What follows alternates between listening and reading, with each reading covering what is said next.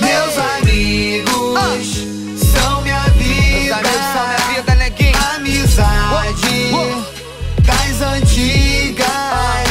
Quantas coisas, histórias contigo eu vivi. Somos um coração, só irmão por aqui. Amigo, parceiro de fé, me deixa de pé quando quiser. Só vejo minha vida com vida se nela também do meu lado você estiver.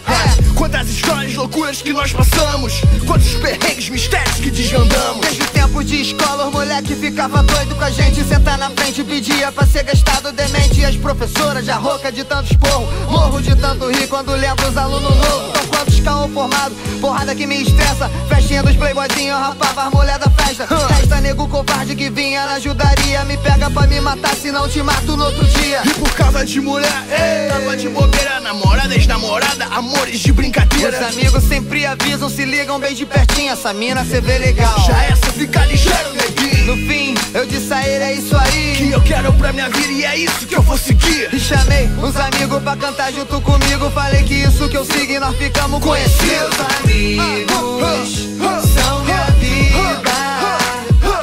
Amizade das antigas. Quantas coisas, histórias contigo eu vivi. Seria Somos um coração, só irmão por aqui.